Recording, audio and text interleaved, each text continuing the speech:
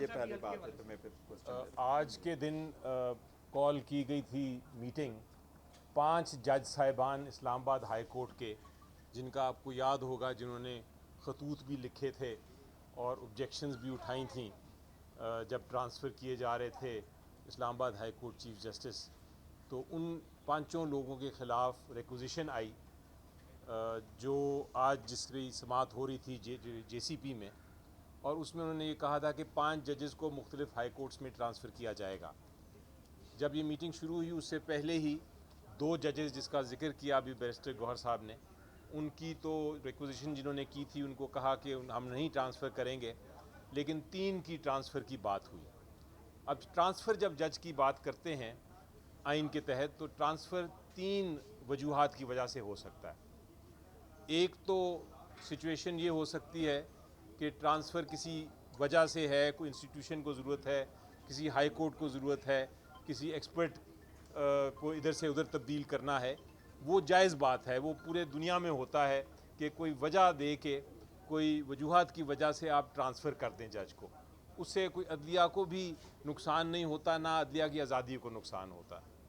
लेकिन दूसरा एक तरीका है, अगर आपने किसी को ट्रांसफ़र करना है बदनीयती से, मेलाफाइडे जिसको कहते हैं हम कानून में, अगर आप किसी को बदनीयती से ट्रांसफ़र करना चाहें तो ये नाजायज़ काम है, आइन की स्पिरिट के ख़िलाफ़ है, आइन इसकी इजाज़त नहीं देता।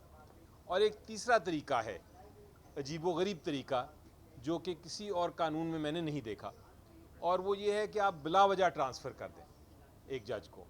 तो ये जो तीनों जज साहिबान हैं, हमारा मौक़िफ़ ये है, PTI का मौक़िफ़ ये है, और मैंने और बैरिस्टर गौहर साहब ने मौक़िफ़ ये बड़े ज़ोर व शोर से आज बयान भी किया, और इस मौक़िफ़ को चीफ़ जस्टिस साहब ने अपना कुछ दिन पहले ख़त में भी ज़िक्र किया। और वो मौक़िफ़ ये है कि आप किसी को बिला वजह ट्रांसफ़र नहीं कर सकते, यानी कुछ वजह ना दें, कोई हेयरिंग ना दें, उसको सुने ना और उसको ट्रांसफ़र कर दें, उठा के एक कोर्ट से कहीं और ले जाएं। आइन ये नहीं सोचता, आइन इसकी इजाज़त नहीं देता। इसको मेरे मुताबिक और हमारे मुताबिक इसको ये एक सज़ा के तौर पे फिर इस्तेमाल किया जा सकता है। कल को कोई भी चीफ जस्टिस आएगा, वो कोई पसंद नहीं करता किसी जज को, तो बिला वजह ट्रांसफ़र कर देगा।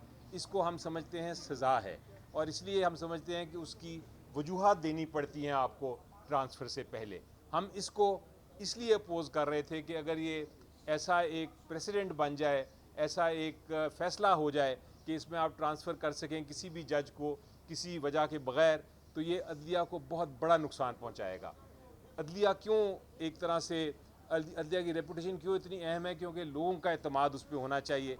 लेकिन अगर आप जजों को उस तरह ट्रांसफ़र करेंगे जिस तरह एक पुलिस अफसर को करते हैं या एक किसी और सिविल सर्वेंट को करते हैं, तो वो फिर अदलिया की जो रेपुटेशन है, अदालत की जो एक तरह से एतमाद है लोगों का, वो ख़त्म हो जाता है, उसकी आज़ादी को बहुत बड़ा धचका पहुँचता है।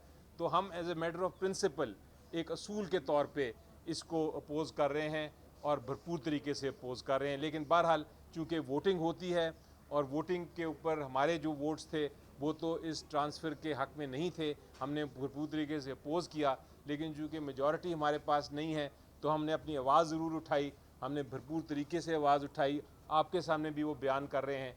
हम बहरहाल समझते हैं कि ये सारा कुछ जो हो रहा है ये गैर आइनी तरीके से किया जा रहा है, और हमारे ख़्याल से ये जो रूल्स हैं जिसका जिक्र किया अभी बैरिस्टर गौहर साहब ने, अगर आपने रूल्स ही नहीं बनाए कि किसी को ट्रांसफ़र करने को किस क्या तरीक़ेकार होना चाहिए, तो ये तो फिर एक तरह से आर्बिट्रीनेस है। इसको हम कानून में समझते हैं कि ये इजाज़त नहीं होती, गैर कानूनी होती है ऐसी चीज़ जहाँ आप अपनी मनमानी करें।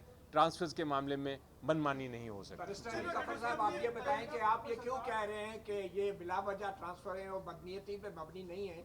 आप हुकूमत को और जुडिशल कमीशन को क्लीन चिट क्यों दे रहे हैं? आप क्यों नहीं कहते कि ये बदनीयती पर मबनी है? क्यों क्लीन चिट दे रहे हैं आप वो दोनों? तो हमने ये कहा ना, ये क्या बात है आपने की है, आप बिला वजह वो मैंने नहीं, खुद उन्होंने हम ये कह रहे हैं, एक बात सुनो, हमने ये कहा है कि जिस जजेस को आप ट्रांसफ़र कर रहे हैं वो बदनीयती पर मबनी है, और जज के ट्रांसफ़र के जो जेन्युइन रीज़न आर्टिकल आइन का जो कह रहा है कि इस रीजन्स की वजह से ये आप ट्रांसफ़र कर सकते हैं, हम कहते हैं ये बिल्कुल गलत है, वो रीजन्स ही नहीं है। मैं तो ये कह रहा हूँ, आपने कहा बिला वजह बदनीयती नहीं है। नहीं, मैंने ये नहीं कहा, मैंने कहा तीन चीज़ें हो सकती हैं। नहीं, आपके या तो नज़दीक ये बदनीयती है या नहीं है? मेरे नज़दीक तो देखें ये गैर कानूनी इसलिए है सिंपली कि आपने बदनीयती है या नहीं है? जवाब ही आपने रीज़न ही नहीं दिया। आपने कोई जब वजह ना दें तो उससे ज़्यादा बदनीति क्या हो सकती है। मैं अगर आपके ख़िलाफ़ कोई एक्शन लेना चाहता हूँ और मैं आपको बताता ही नहीं हूँ कि आपको मैं क्यों आपके ख़िलाफ़ एक्शन ले रहा हूँ, तो आप मुझे क्या जवाब देंगे या आपको मैं क्या हियरिंग तो ये दूंगा। बदनीयती हुई ना? वो हम उस पर भी नहीं जबकि फ़ैसला ये हुआ है कि किसी को हेयरिंग देने की ज़रूरत ही नहीं है। तो मैं कहता हूँ कि जब आप फ़ैसला करें ऐसी ट्रांसफ़र के ऊपर, अगर आप ट्रांसफ़र करना शुरू कर दें जिसके अंदर आप किसी को हेयरिंग नहीं देंगे, आप उसको सुनेंगे नहीं, तो ये हमारा मौक़िफ़ था कि आप हेयरिंग दें, आप रीज़न्स दें, आप वजूहात दें फिर और उसके ऊपर आप करें। आप कह रहे हैं कि कितनी मेजॉरिटी वोट से ये जजेस ट्रांसफर हुए? देखिए जो इंटरनल प्रोसीडिंग्स हैं वो तो इन कैमरा हैं, उसके ऊपर तो हम जिक्र नहीं कर सकते। हम आपको मौक़िफ़ अपना दे सकते हैं ज़रूर, लेकिन जब आ जाएंगे उसकी मिनट्स तो उसके बाद आपको सारा इल्म हो जाएगा। अच्छा गौर जी साहब, ये हमने बताएं तो कि आपने कहा था आपसे रब्ता किया गया था सुबह और बताया गया था कि खान साहब को शिफ्ट किया गया अस्पताल रात को, तो गवर्नमेंट से कौन है जो आपसे रब्ता करता है, बताता है खान साहब की हेल्थ के हवाले कितने से? बजे किया गया? वो मेरा ख्याल है कोई पौने 11 या 11 बजे के करीब टाइम था, उसी वक्त मुझे किया गया था। लेकिन रात ये अभी सुबह आज मैंने किया था, इस वक्त के टाइम पे उन्होंने मुझे मैसेज आया था। हाँ, मुझे सिविलियन पर्सन है लेकिन मैं उसको नहीं कह सकता कि वो गवर्नमेंट है या, लेकिन है। अपना गौहर साहब क्या जी। जुडिशल जेल कमीशन इंतजामिया जो से कि है या एक कोई नहीं, मिनट, जेल इंतजामिया से मेरा कोई एक रब्ता मिनट, नहीं। एक मिनट, नहीं, मेरा कोई जेल जुल्करनैन, इंतजामिया बात से नहीं सुनो है ना। सर, ये जेल वो इंतजामिया बाकी से नहीं वजीर है। है जो रब्ता करता है। अपना आप गौर साहब ये बता दीजिए कि जुडिशल कमीशन जो कि एक कॉन्स्टिट्यूशनल बॉडी है, जी बिल्कुल सही। आप उसको बदनीति एट्रीब्यूट कर सकते हैं? ये आप देखो, एक legal मैं jurist आप के तौर पे भी और जुडिशल कमीशन के मेंबर के तौर पे भी इसकी राय दीजिए। देखिए, ये मैं आपको ये कह दूं, ये हर बिल्कुल कर सकते हैं आप सुप्रीम कोर्ट। पार्लियामेंट को भी कर सकते हैं। सर देखिए, मैं आपको बताता हूँ, पार्लियामेंट ने जब कही है तो मैं आपको पार्लियामेंट का एग्जाम्पल देता हूँ। ये कह रहे हैं ना पार्लियामेंट को नहीं कर सकते। कोई भी बंदा इस बात से मैं मुबर्रा, आईनी इदारे की बात बात सुनी कर तो रहा सही हूँ। ना, मैं कह रहा हूँ कोई भी आईनी इदारा ऐसा नहीं है जो इस बात से मुबर्रा है कि आप नहीं कह सकते कि मैं मलफीडे आप उनको अब ट्रिब्यूट करें। और आसिफ सईद कोसा साहब ने जजमेंट दे करके ये कहा था, जब सिंध हाई कोर्ट के केसेस ट्रांसफ़र के आए और शोल्डर प्रमोशन हुआ करती थी और शोल्डर प्रमोशनों के लिए कानून साजी हुई और 3 लॉ आए, तो सुप्रीम कोर्ट ने न सिर्फ उन कानूनों को ये कहा कि ये अनकॉन्स्टिट्यूशनल है, बस साथ आसिफ सईद कोसा ने कहा कि हम ये भी नहीं कह सकते ये गुड फेथ में हुआ। ये सारा कुछ बैड फेथ में। और क्या होता है, जजेस को घर भेजना, ये उनको एक और रीज़न चीज़ ना है, देना, ये सीनियर एक और जज जो चीज़ है। ये देखो वो अलग बात है। लेकिन एनीवे, या तो हम आपको वो बता रहे हैं कि लॉ तो लॉ होता है ना। जो 2 नाम वापस लिए गए हैं इस्लामाबाद हाई कोर्ट के, उसकी कोई रीजनिंग नहीं, देखे ये रिक्विजिशन चीफ जस्टिस साहब की थी, तो जो वो कह रहे थे कि जी मैं नहीं प्रेस करता, तो उन्होंने नहीं प्रेस की। एक्चुअली 5 लोगों की रिक्वेजिशन थी, अच्छा, पांचों ने वापस ले लिया। जफर साहब, क्या आप जुडिशल कमीशन के इस फैसले को चैलेंज करेंगे? देखिए, इस फैसले को चैलेंज नहीं किया जा सकता। ये तो एक कॉन्स्टिट्यूशनल बॉडी ने फैसला किया है और उसको आप फैसला नहीं किया सकता। का फैसला चैलेंज हो सकता है, तो कमीशन का क्यों नहीं? वो देखो, वो जजेस पे डिपेंड करता है, जो इफेक्टिव जजेस आप करते हैं कि नहीं? नहीं, ऐसा मेंबर वो तो अलग बात है। आप हम उनके तो आए, वकील बनेंगे आप ऐसा देखिए, member अगर करेंगे ये कि नहीं? चैलेंज करते हैं। हम मैं आपको बताऊं, वकील- पाकिस्तान तहरीक इंसाफ का मौके बड़ा क्लियर है, वो मैं पहले भी बता चुका हूँ, ट्वीट भी कर चुका हूँ।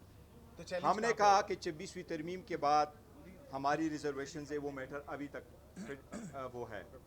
क्या किस तरीके से 26वीं तरमीम पे 27वीं तरमीम हुई, तो 27वीं तरमीम के बाद 26 पे हमने कहा कि हाई कोर्टों के जजेस आ रहे हैं तो हम पार्टिसिपेट करेंगे कमीशन में। और 27वीं तरमीम के बाद हमने जुडिशल कमीशन की किसी भी मैटर में पार्टिसिपेट नहीं किया।